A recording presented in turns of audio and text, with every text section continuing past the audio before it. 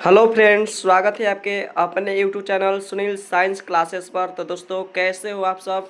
आशा ही नहीं, पूरी विश्वास और भरोसा है कि आप लोग अच्छे हैं और अपने बिहार बोर्ड 2026 की तैयारी काफ़ी ज़्यादा शानदार तरीक़ा से कर रहे हैं।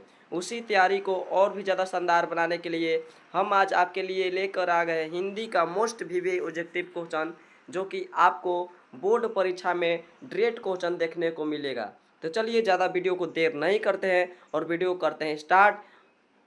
जैसा कि आप लोग यहाँ पर देख सकते हैं, लिखा गया है बाबू क्लास ट्वेल्थ ऑब्जेक्टिव क्वेश्चन।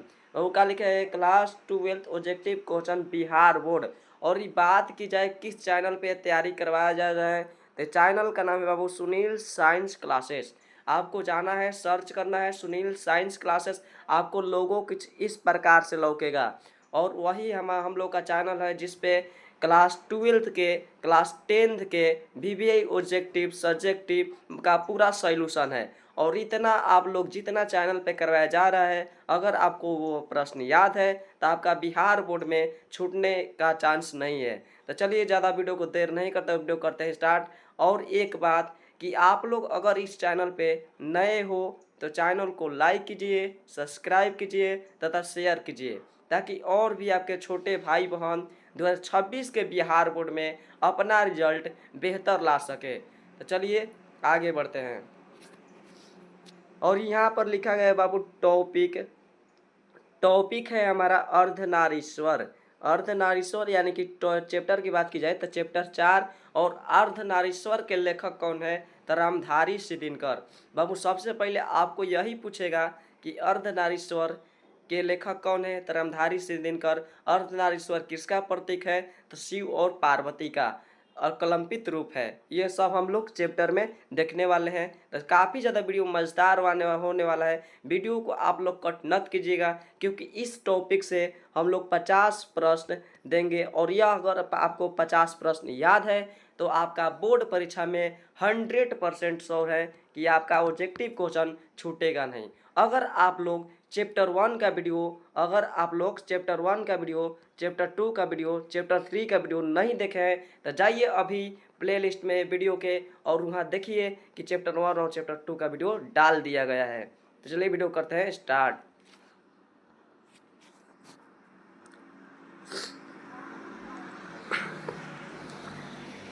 आज का हमारा दोस्तों पहला सवाल है, रामधारी सिद्दीनकर का जन्म कहाँ हुआ, कब हुआ था? तो वो आपको सबसे पहले बताना है रामधारी सिद्दीनकर का जन्म कब हुआ था। वो बताना है। तो आप लोग का राइट आंसर क्या होना चाहिए बताइए, आप लोग सोच लो। क्या इसका राइट आंसर 1908 होगा? क्या इसका राइट आंसर 1910 होगा? क्या इसका राइट आंसर 1912 होगा? क्या इसका राइट आंसर 1914 होगा? आपको 4 ऑप्शन देने रहेगा और एक ऑप्शन को आप लोग चूज करना है। तो बताइए, रामधारी श्री दिनकर का जन्म कब हुआ था? बताइए कब हुआ था। तो आप लोग कहिएगा कि भैया रामधारी श्री दिनकर का जो जन्म हुआ था 1908 ईस्वी में हुआ था। इसका राइट आंसर बाबू का हो जाएगा 1908। पूछ देगा रामधारी श्री दिनकर का जन्म कब हुआ था, तो 1908 यानी कि इसका राइट आंसर होने वाला है ए। आप लोग इसका ए याद कर लीजिएगा। सेकंड सवाल है, दिनकर जी का जन्म स्थान कहाँ है? बाबू बताना है आपको, दिनकर जी का जन्म स्थान कहाँ है। तो दिनकर जी का जन्म स्थान कहाँ है? और देखिए, जन्म स्थान, पिता का नाम, माता का नाम, यह सब पूछता है, लेखक का नाम। यह काफ़ी ज़्यादा इम्पोर्टेंट सवाल है बाबू।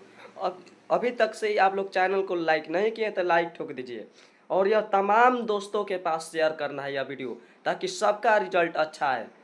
2 नंबर सवाल है, दिनकर जी का जन्म स्थान कहाँ है? तो दिनकर जी का जन्म स्थान हो जाएगा सिमरिया। दिनकर जी का बाबू कोई पूछे जन्म स्थान तो सिमरिया। इसका राइट आंसर हो जाएगा बाबू बी, सिमरिया। आप लोग सिमरिया याद करते चलेगा। दिनकर जी का पूछ देगा जन्म स्थान कहाँ है तो सिमरिया। दिनकर जी का जन्म कब हुआ था? तो 1908 में। दिनकर जी का जन्म कब हुआ था? 1908 में। और दिनकर जी का जन्म स्थान कहाँ है? तो सिमरिया।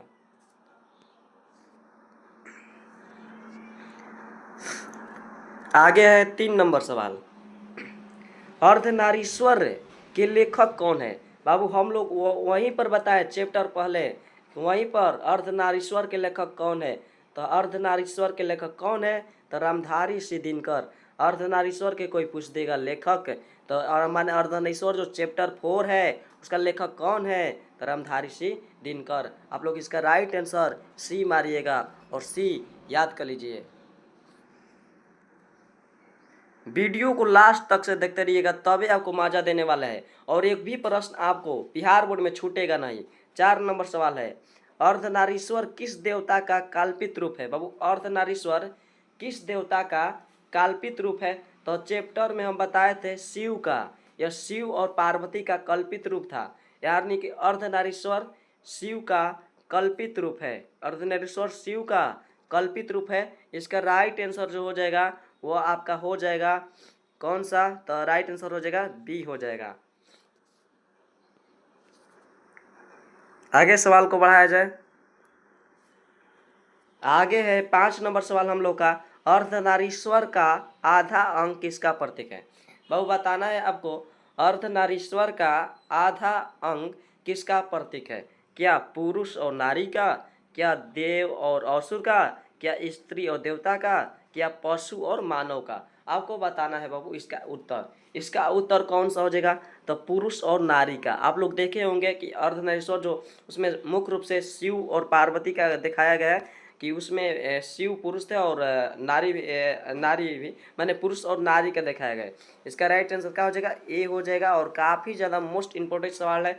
हम अभी भी कह रहे हैं कि ये खाली चैनल को सब्सक्राइब कीजिए, लाइक कीजिए और शेयर कीजिए। उन तमाम बच्चों के पास जाना है जो जाना चाहिए जो बिहार बोर्ड की तैयारी काफ़ी ज़्यादा अच्छे तरीक़ा से कर रहे हैं। और उन सभी बच्चों का सपना 400 प्लस का पूरा होना चाहिए। तो खाली फिर से बोल रहे हैं, वीडियो को ज़्यादा से ज़्यादा आप लोग शेयर करो, क्योंकि वीडियो काफ़ी ज़्यादा मज़ेदार होने वाला है। आगे है हमारा 6 नंबर, दिनकर जी को राष्ट्र कवि किस कारण से कहा जाता है? बाबू आपको बताना है कि दिनकर जी को राष्ट्र कवि किस कारण से कहा जाता है? तो उनके वीर रस की कविताओं के कारण, उनके वीर रस के कविताओं के कारण, क्या उनकी देशभक्ति के कारण, क्या उनकी सरल भाषा के कारण, क्या उनकी कहानी की वजह के कारण? यह आपको बताना है। 4 गो ऑप्शन में से कौन सा सही है? तो आप लोग कहिएगा कि उनकी वीरता वीर रस के कविताओं के कारण। यानी कि आपसे पूछे कि दिनकर जी को राष्ट्र कवि किस कारण से जाना जाता है, तो आपका जवाब होना चाहिए कि उनके वीर रस की कविताओं के कारण राष्ट्र कवि के नाम से जाना जाता है। इसका राइट आंसर बाबू हो जाएगा ए।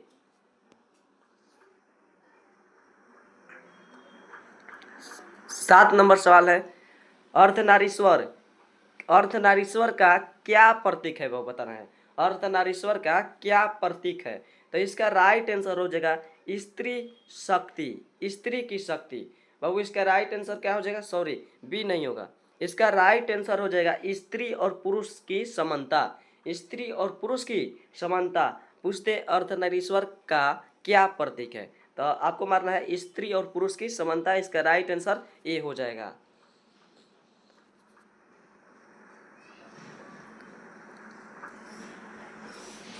आगे है 8 नंबर हम लोग का सवाल, नारी की पराधीनता किसके विकास के बाद शुरू हुआ? नारी की पराधीनता किसके विकास से के बाद शुरू हुआ? तो किसके विकास के बाद शुरू हुआ था? तो आप लोग कहिएगा कृषि के विकास के। क्या मारना है? बी, कृषि के विकास के। कृषि के विकास के नारी की पराधीनता किसके विकास से शुरू हुआ था? तो कृषि के विकास से। इसका राइट आंसर हो जाएगा बी। और यहाँ पर आप लोग देख सकते हैं कि साफ साफ लिखा गया है बच्चे लोग, लाइक और सब्सक्राइब और एंड कमेंट। आप लोग यह तो करते नहीं हो और वीडियो फुल देखकर चले जाते हैं। और वीडियो को अंत तक देखिए। और एक भी प्रश्न आपसे अगर नहीं याद है तो उसे आप लोग कॉपी पर लिख के याद कीजिए। 9 नंबर सवाल है, दिनकर जी के अनुसार पुरुष में कौन सा गुण आना चाहिए? दिनकर जी के अनुसार पुरुष में कौन सा गुण आना चाहिए, यह आपको बताना है। तो ये इसका राइट आंसर हो जाएगा बी। बाबू लोग इसका राइट आंसर हो जाएगा बी। आप लोग बी याद कर लीजिएगा। आगे बढ़ते हैं। 10 नंबर सवाल है, यदि संधि की व्रता कुंती और गंधारी के बीच हुई थी तो किस युद्ध से बचा जा सकता था, किस युद्ध से बचा जा सकता था। तो इसका राइट आंसर हो जाएगा बाबू महाभारत। इसका राइट आंसर हो जाएगा महाभारत। आप लोग इसका राइट आंसर सी याद कर लीजिएगा। 11 नंबर सवाल है, प्रेमचंद्र ने कहा कि पुरुष जब नारी का गुण लेता है तो वह क्या बन जाता है। प्रेमचंद जो लेखक थे उन्होंने क्या कहा था कि पुरुष जब नारी का गुण लेता है तो वह क्या बन जाता है। बाबू बताना है कि वह देवता बन जाता है। इसका राइट आंसर क्या हो जाएगा, देवता। जब पुरुष जब नारी का गुण लेता है तो वह देवता बन जाता है। इसका राइट आंसर डी हो जाएगा। अब लोग डी याद करते चलिए। 12 नंबर सवाल है हम लोग का, दिनकर के अनुसार नारी को समाज में किस रूप में देखा जाता है।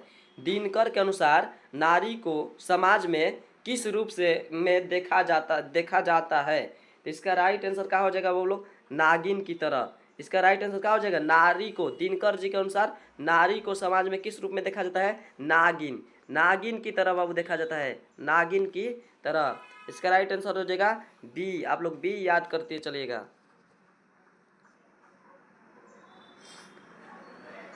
13 नंबर सवाल है, पुरुष अपनी कौन सी कमजोरी छिपाने के लिए नारी को दोष देता है। बहु अगला सवाल है, पुरुष अपनी कौन सी कमजोरी छिपाने के लिए नारी को दोष देता है।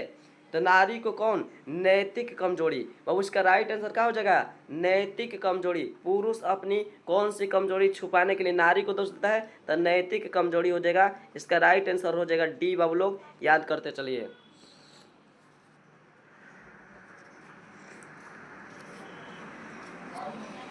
आगे है सवाल, गांधी जी की पोती द्वारा लिखित पुस्तक का नाम क्या है। बाबू गांधी जी की पोती द्वारा लिखित पुस्तक का नाम बताना है। तो इनकी लिखित पुस्तक के नाम है बापू मेरी माँ, बापू मेरी माँ। इनका राइट आंसर हो जाएगा बी। 15 नंबर सवाल है, गांधी जी ने नारी जाति के किस गुण को महत्वपूर्ण माना है। बाबू 15 नंबर सवाल है, गांधी जी ने नारी जाति के किस गुण को महत्वपूर्ण माना है। तो आप लोग क्या कहिएगा, दया और क्षमा। देखे होंगे आप लोग, नारी को हाल ही दुखी माने लड़ाई होता है तो क्षमा कर देती है और माफ़ कर देती है, और उनमें काफ़ी ज़्यादा ममता भरा होता है। यानी कि आप लोग को यह बताना है कि गांधी जी ने नारी जाति के किस गुण को महत्वपूर्ण माना है। तो दया और क्षमता, यानी कि क्षमा। यानी कि इसका राइट आंसर हो जाएगा क्या, तो बी हो जाएगा। इसका राइट आंसर बी हो जाएगा। आगे हम लोग का 16 नंबर सवाल है, अर्धनारीश्वर का मूल उद्देश्य क्या है। बाबू बताना है आपको, अर्धनारीश्वर का मूल उद्देश्य क्या है, यह आपको बताना है। तो अर्धनारीश्वर का मूल उद्देश्य बताना है आपको। काफ़ी ज़्यादा हल्का प्रश्न है, यह आपको कमेंट में बताना है। यह आपको HW हो गया जी, यह आपका HW हो गया, और यह आपको कमेंट में बताना है कि इसका राइट आंसर क्या होगा। और आप लोग वीडियो तो देख लेते हो लेकिन कमेंट नहीं करते हो, कमेंट किया कीजिए और इसका राइट आंसर दिया कीजिए।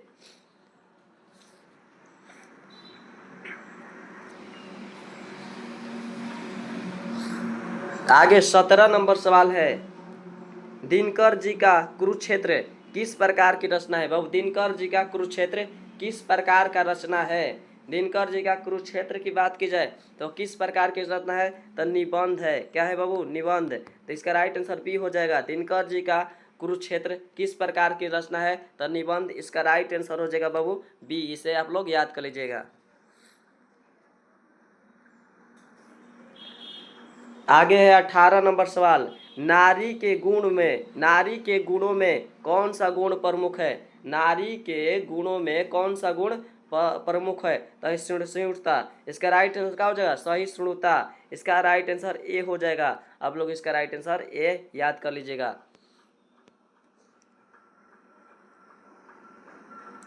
19 नंबर सवाल है हम लोग का, किस समाज सुधारक ने नारी के सम्मान की वकालत की थी। वो बताना है किस समाज सुधारक ने नारी के समान की वकालत की थी। इसका राइट आंसर हो जाएगा बाबू महात्मा गांधी। और नारी के समान के लिए वकालत किए थे, इनका राइट आंसर महात्मा गांधी। आप लोग ए याद कर लीजिएगा। आगे है हमारा सवाल 20 नंबर। उर्वशी के लिए दिनकर जी को कौन सा सम्मान मिला था? बाबू उर्वशी के लिए दिनकर जी को कौन सा पुरस्कार मिला था? तो ज्ञानपीठ पुरस्कार। दिनकर जी को कौन सा पुरस्कार मिला था? तो बात की जाए तो ज्ञानपीठ पुरस्कार। इसका राइट आंसर हो जाएगा सी।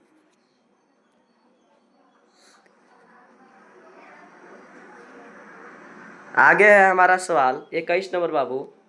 दिनकर जी का निधन यानी कि मृत्यु, दिनकर जी का मृत्यु कब हुआ था? बाबू बताना है। क्या दिनकर जी का मृत्यु 1970 में हुआ था? क्या दिनकर जी का मृत्यु 1972 में हुआ था? क्या दिनकर जी का मृत्यु 1974 में हुआ था? क्या दिनकर जी का मृत्यु 1976 में हुआ था? तो इसका आप लोग राइट आंसर बताना है। सोच लो थोड़ा सा कि दिनकर जी का निधन यानी कि निर्धन मतलब होता है मृत्यु। दिनकर जी का निधन यानी कि मृत्यु कब हुआ था? तो दिनकर जी का मृत्यु हुआ था 1974 में। दिनकर जी का आपको पूछे मृत्यु तो कब हुआ था? 1974 में, 1974। 22 नंबर सवाल है हम लोग का। अर्धनारीश्वर किस धार्मिक कथा से जुड़ा हुआ है? बहु बताना है। अर्धनारीश्वर किस धार्मिक कथा से जुड़ा हुआ है? क्या महाभारत से, क्या रामायण से, क्या पुराण से, क्या शिव पुराण से? यह आपको बताना है। अर्धनारीश्वर किस धार्मिक कथा से जुड़ा हुआ है बताओ।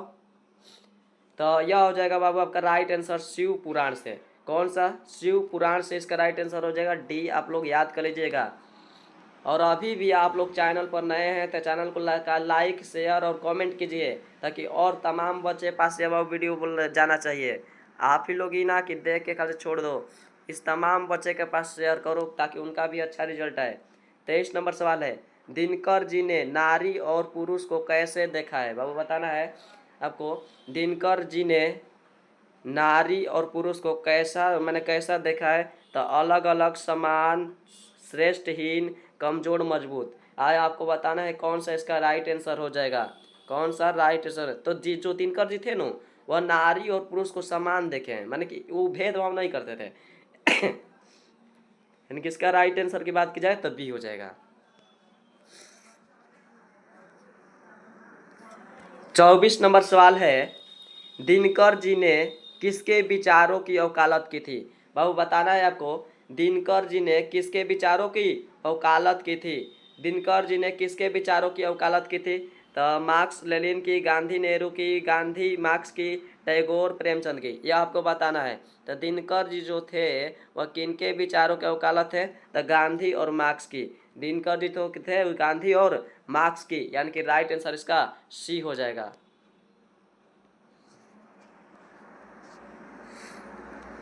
आगे है 25 नंबर सवाल। अर्धनारीश्वर की कल्पना क्यों की गई थी? अर्धनारीश्वर की कल्पना बाबू क्यों की गई थी? इसका राइट आंसर हो जाएगा स्त्री पुरुष के भेदभाव को मिटाने के लिए, माने स्त्री और पुरुष के भेद को मिटाने के लिए। इसका राइट आंसर ए हो जाएगा। आप लोग इसका उत्तर याद कर लीजिएगा, जो काफ़ी ज़्यादा मोस्ट इम्पोर्टेंट सवाल है। यह सही प्रश्न आपको याद होना चाहिए, ना तो आपका बिहार बोर्ड में जो है रिजल्ट गिर जाएगा बाबू। आपको रिजल्ट उठा के चलना है। 26 नंबर सवाल है। नारी की पराधीनता का संक्षिप्त नारी की पराधीनता का संक्षिप्त इतिहास कब से शुरू हुआ? कब से बाबू शुरू हुआ? तो कृषि के विकास के बाद। बाबू बताना है आपको, कृषि के विकास के बाद। यह रिपीटेड सवाल हो गया, कृषि के विकास के बाद। आगे हमारा 27 नंबर सवाल है।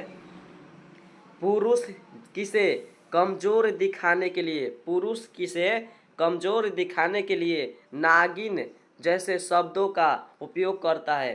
पुरुष किसे कमजोर दिखाने के लिए नागिन जैसे शब्दों का उपयोग करता है? क्या स्त्री को, क्या देवता को, क्या अन्य पुरुष को, क्या समाज को? आप लोग इसका उत्तर बताइए। और यह भी उत्तर आपको बाबू कमेंट बॉक्स में देना है, क्योंकि यह प्रश्न का हम उत्तर आगे ही बता चुके हैं। और आप लोग इसका राइट आंसर जो है नु वो कमेंट बॉक्स में दीजिएगा। चलिए आगे सवाल को और भी बढ़ाया जाए। आज टारगेट है 50 प्रश्न का, और आप लोग टारगेट यह भी रखना है कि शेयर कीजिए। आप इस पर 500 व्यू प्लस आना चाहिए। यह काफ़ी ज़्यादा शेयर कीजिए वीडियो, ताकि और भी बच्चे जुड़ सके। 28 नंबर सवाल है, दिनकर जी किसकी आलोचना में से दुखी थे? दिनकर जी किसकी आलोचना से दुखी थे? तो क्या प्रेमचंद हो जाएगा, क्या रविंद्र टैगोर हो जाएगा, क्या प्रसाद हो जाएगा, क्या उपयुक्त सभी होगा? आप लोग बताना है। तो दिनकर जी सभी के आलोचना से दुखी थे। इसका राइट आंसर उपयुक्त सभी हो जाएगा, तीनों के आलोचना से दुखी थे। आपको 29 नंबर का सवाल का जवाब देना है कि बुद्ध ने नारियों को बौद्धिक धर्म में प्रवेश की अनुमति क्यों नहीं दी थी? वह बुद्ध ने नारियों को बौद्धिक धर्म में प्रवेश की अनुमति क्यों नहीं दी थी, यह आपको बताना है। यह उन्हें मोक्ष दिलाने के लिए। बाबू यह इसका राइट आंसर क्या हो जाएगा? उन्हें मोक्ष दिलाने के लिए। इसका राइट आंसर हो जाएगा सी हो जाएगा। 30 नंबर सवाल है, दिनकर जी के अनुसार कौन सी शक्ति नारी में अधिक होती है? दिनकर जी के अनुसार कौन सी शक्ति नारी में अधिक होती है? तो सही सुनता, उनमें सहने की काफ़ी ज़्यादा शक्ति होती है बाबू। वह उनमें सहने की काफ़ी ज़्यादा सहनशीलता, मतलब का कुछ बात को सह जाना, यानी कि सहनशीलता मतलब का कुछ बात को सह जाना, सहनशीलता। इसका राइट आंसर हो जाएगा बी। आप लोग बी याद करते चलिएगा।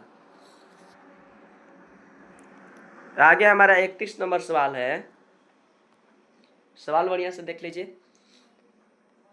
अर्धनारीश्वर में किस विचारधारा की वकालत की गई? बाबू बताना है, अर्धनारीश्वर में किस विचारधारा की वकालत की गई? कि नारी की प्रधानता का, क्या पुरुष की प्रधानता का, क्या स्त्री पुरुष समानता का, और सामाजिक विभाजन का? आप लोग इसका उत्तर बताइए, क्या होना चाहिए? बताओ। अर्धनारीश्वर में किस विचारधारा की वकालत की गई है? तो स्त्री और पुरुष की समानता का। इसका राइट आंसर जो हो जाएगा सी। आप लोग सी याद कर लीजिए। 32 नंबर सवाल है, नारी को अहेरिन और जादूगरनी कहने का उद्देश्य क्या होता है? बाबू नारी को अहेरिन और जादूगरनी कहने का उद्देश्य क्या है, यह आपको बताना है। कि उसे नीचा दिखाना। इसका राइट आंसर क्या हो जाएगा? उसे नीचा दिखाना। इसका राइट आंसर क्या हो जाएगा? उसे नीचा दिखाना। इसका राइट आंसर बी आप लोग याद कर लीजिएगा। 33 नंबर सवाल है, अर्धनारीश्वर का संदेश क्या था? क्या है मैंने अर्धनारीश्वर का संदेश क्या है? तो अर्धनारीश्वर का संदेश यही है कि नारी पुरुष में कोई भेद नहीं हुए। नारी और पुरुष में कोई भेद नहीं है। इसका राइट आंसर ए हो जाएगा। पूछ देगा अर्धनारीश्वर का संदेश क्या है, तो बताना है नारी पुरुष में कोई भेद नहीं है, दोनों समान है। 34 नंबर सवाल है, गांधी जी ने किस पुस्तक में नारी की महत्ता का वर्णन किया है? बाबू इसका राइट आंसर हो जाएगा बापू मेरी माँ। इसका राइट आंसर क्या हो जाएगा? बापू मेरी माँ। इसका राइट आंसर बी हो जाएगा। 35 नंबर सवाल है, अर्धनारीश्वर के कौन से गुण पुरुषों में होने चाहिए? बाबू बताना है आपको, अर्धनारीश्वर के कौन सा गुण पुरुषों में होना चाहिए? अर्धनारीश्वर के कौन सा गुण पुरुषों में होना चाहिए? दया और सौम्यता, माने कि दया भी होना चाहिए और सहन शक्ति भी होना चाहिए। इसका राइट आंसर हो जाएगा बी। आगे हमारा 36 नंबर सवाल है, नारी की पराधीनता का प्रमुख कारण क्या था? वो बताना है आपको, नारी की पराधीनता का प्रमुख कारण क्या था? जब कृषि का विकास हुआ तो वहीं से नारी और पुरुषों में भेदभाव स्टार्ट हुआ। तो कृषि का विकास। इसका राइट आंसर हो जाएगा बी, कृषि का विकास। कृषि का विकास बाबू हो जाएगा। आगे हमारा 37 नंबर सवाल देखिए बढ़िया से। सवाल बढ़िया से आगे देख लो और इसका जवाब आप लोग प्रयास करो देने का। 37 नंबर सवाल है, दिनकर जी के अनुसार पुरुष और नारी के बीच भेद किससे समाप्त हो सकता है? दिनकर जी के अनुसार पुरुष और नारी के बीच किससे समाप्त हो सकता है? तो इसका राइट आंसर हो जाएगा बाबू समानता से। इसका राइट आंसर समानता से। अब मैं एक और बात बताना चाहता हूँ बाबू। अब आपके बिहार बोर्ड में ज़्यादा समय नहीं रह गया है। अब मात्र आपके पास 2 महीना समय रह गया है और 2 महीना में आप जितना भी रगड़ के पढ़ना चाहते हैं पढ़ लीजिए, क्योंकि अब इससे ज़्यादा आपको समय नहीं मिलने वाला है। सब कोई जानता है बाबू, बिहार बोर्ड की परीक्षा फरवरी में स्टार्ट की जाती है, वो शुरू के फरवरी में। तभी बच्चा लापरवाही से पढ़ता नहीं है। या आपको लापरवाही नहीं दिखाना है और मेहनत से पढ़ना है, ताकि आपका रिजल्ट काफ़ी ज़्यादा अच्छे से आ सके। और इस चैनल पे मैं आपको वैसा कोई भी प्रश्न नहीं करवाने वाला हूँ जो आपके बिहार बोर्ड में ना लड़े। मैं आलतू फालतू क्वेश्चन आपका समय बर्बाद करने के लिए लाए कभी नहीं लाऊंगा। इसीलिए इस चैनल पर आपको ज़्यादा से ज़्यादा उन तमाम बच्चों के पास शेयर कीजिए जो बिहार बोर्ड 2026 में परीक्षा देने वाले हैं। पर तमाम बच्चे के पास बाबू शेयर होना चाहिए यह वीडियो। चलिए आगे और बढ़ते हैं। 38 नंबर सवाल है, अर्धनारीश्वर में किस देवता का अर्धांग नारी है? अर्धनारीश्वर में किस देवता का अर्धांग नारी का है? नारी का बाबू है तो किसका? तो राइट आंसर हो जाएगा शिव का। इसका राइट आंसर क्या हो जाएगा? शिव का। अर्धनारीश्वर का अर्धांग नारी का है। इधर माने और क्या कर है कि अर्धनारीश्वर में किस देवता का अंग आधा नारी का है? आधा नारी का है तो क्या हो जाएगा? शिव का। 39 नंबर सवाल है हम लोग का। 39 नंबर सवाल है, दिनकर जी ने किसके गुणों को महत्वपूर्ण बताया है? बाबू बताना है आपको, दिनकर जी जो है वह किसके गुणों को महत्वपूर्ण बताया है? तो पुरुष और नारी दोनों के गुणों को महत्वपूर्ण बताया है। इसका राइट आंसर क्या हो जाएगा? दोनों।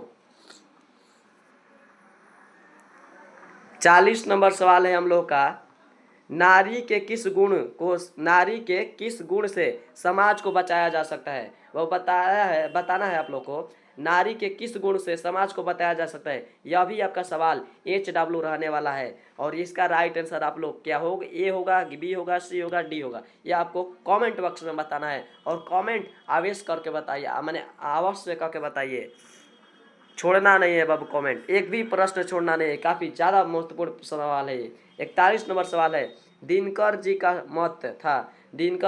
मत था कि नारी को क्या करना चाहिए? दिनकर जी का मत था कि नारी को क्या करना चाहिए?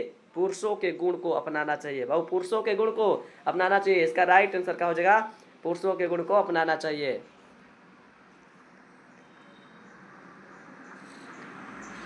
42 नंबर हम लोग का सवाल है, अर्धनारीश्वर का संदेश क्या है? अर्धनारीश्वर का संदेश क्या है? बताना है बाबू, अर्धनारीश्वर का संदेश क्या है? तो इसका राइट आंसर क्या हो जाएगा? नारी और पुरुष समान है। नारी और पुरुष क्या है? समान है। इसका राइट आंसर सी हो जाएगा। आप लोग याद कर लीजिए।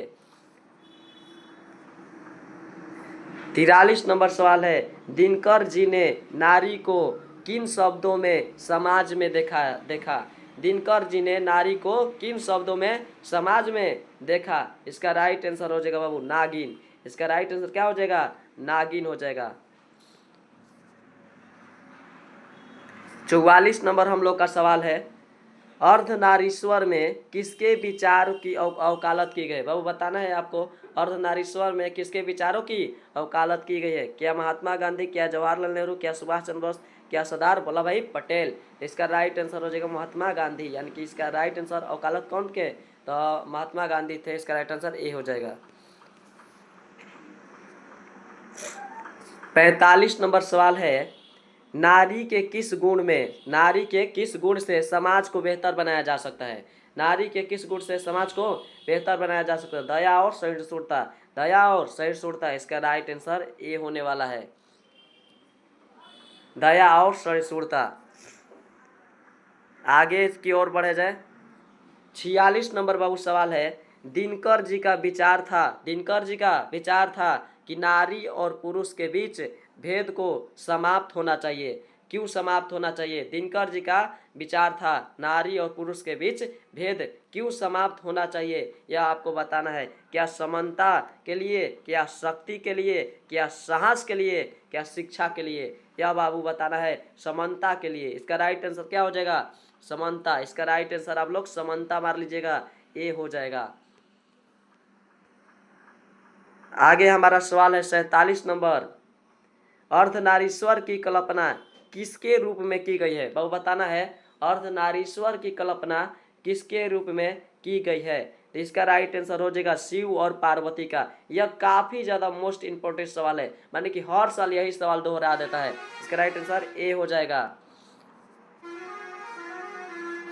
48 नंबर सवाल है, दिनकर जी ने पुरुषों को किस गुण को अपनाने का सुझाव दिया है? दिनकर जी ने पुरुषों को किस गुण को अपनाने का सुझाव दिया है? दया और सहिष्णुता। दया और सहिष्णुता, इसका राइट आंसर बाबू बी हो जाएगा। 49 नंबर सवाल देखिए बढ़िया से।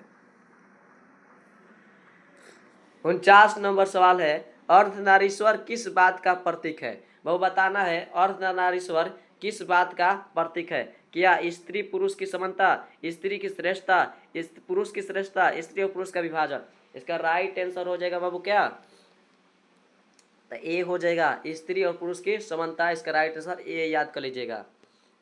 आगे है सवाल हम लोग का आज का लास्ट सवाल, आज का बाबू लास्ट सवाल है। और यह वीडियो मैं फिर से एक बार कह रहा हूँ कि इस वीडियो को लाइक शेयर और सब्सक्राइब कीजिए। उन तमाम बच्चों के पास यह वीडियो पहुँचना चाहिए जो बिहार बोर्ड 2026 की तैयारी कर रहे हैं, और उनका रिजल्ट भी अच्छा आना चाहिए, क्योंकि उनके रिजल्ट के लिए काफ़ी ज़्यादा माता पिता उत्सुक हैं। और किसी बच्चे का जब ज़्यादा रिजल्ट आता है तो सबसे ज़्यादा उस बच्चे से भी ज़्यादा सबसे ज़्यादा माता पिता खुश होते हैं। इसीलिए आप लोग माता पिता का कभी भी विश्वास मत तोड़िए। और लास्ट सवाल देखिए, 50 नंबर सवाल है, दिनकर जी ने नारी और पुरुष को किस रूप में देखा है? दिनकर जी ने नारी और पुरुष को किस रूप में देखा है? यह भी आपका जवाब कमेंट में आना चाहिए, और यह कमेंट में आना चाहिए।